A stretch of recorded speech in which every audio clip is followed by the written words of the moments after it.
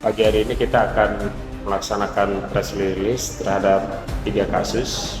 Yang pertama ada kasus pembunuhan terhadap anak kandung yang terjadi di Trumon, kemudian ada kasus curanmor dan ada kasus pencurian ternak.